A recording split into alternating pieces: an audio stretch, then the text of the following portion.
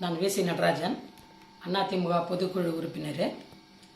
அருமை தலைவர் பக்தவச்சலம் நான் மற்றவங்களும் சேர்ந்து ஒரு டைம் பொதுக்குழுக்கு போயிருந்தோம். சென்னைக்கு பொதுக்குழுக்கு போகிறப்போ, பொதுக்குழு முடிஞ்சிட்டு வெளியே வர்றப்போ, வெளியே வந்துட்டு எல்லாம் டிஸ்கஸ் பண்ணியிருக்கிறப்போ எங்களுக்கு ஒரு ஆச்சரியம் நடந்துச்சு. என்னன்னாக்கா, முதலமைச்சர் இருக்கிற புரட்சித் தலைவி அம்மா வந்துட்டு எங்கள் எதிரில் நிற்க வச்சுட்டு, பக்தவச்சலம் நீங்கள் வீட்டுக்கு வாங்கன்னு சொல்லிட்டு போயினே இருக்கிறாங்க. இது பக்தவச்சலம் சாருக்கு கேட்கல, எங்களுக்கு கேட்ச்சு. நாங்கள் பக்கத்தில் இருக்கிறதுனால தொட்டு கேட்ச்சு. அதுக்கப்புறம் நாங்கள் சொன்னோம், அண்ணே அம்மா வந்து கூப்பிட்டு போகிறாங்க, என்ன விஷயம் தெரில, நீங்கள் போங்கன்னு.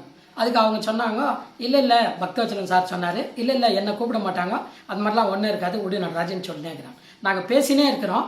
பிளாக் கேட்ஸ் ஒருத்தர் வராரு. பக்தவச்சலம் அண்ணன் யார் எதுன்னு கேட்டார். நான் தான் ஒன்று. பக்தவச்சலம் சொன்ன உடனே வாங்க அம்மா கூப்பிட்றாங்கன்னு சொல்லிட்டு ஆயிடுச்சுன்னு போயிட்டார். எங்களுக்கு பெரும் அதிர்ச்சி ஆயிடுச்சு. என்னடா இது, எவ்வளோ மினிஸ்டருங்கிறாங்க, எவ்வளோ எம்எல்ஏ இருக்காங்க, அருமை தலைவர் பக்தவச்சலத்தை அம்மா கூப்பிட்றாங்கன்னு சொல்லிட்டு பிளாக் கேட்ஸ் ஆயிடுச்சுன்னு போகிறாங்கன்னு சொல்லிட்டு ரொம்ப ஆச்சரியமாகி போச்சு. சரி, நான் ஆயிடுச்சுன்னு போயிட்டாங்க.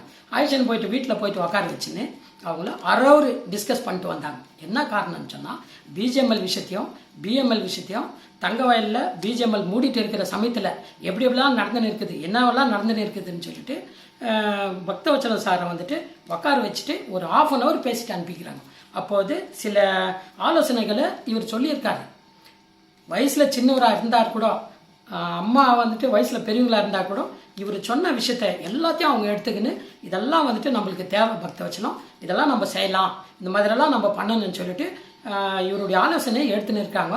எடுத்துன்னு அதுக்கப்புறம் 1/2 hour பொறுத்து வெளியே வந்துட்டு என்கிட்ட சொன்னார், இந்த மாதிரி அம்மா உட்கார வச்சுட்டு எங்களுடைய ஆலோசனையை கேட்டாங்க.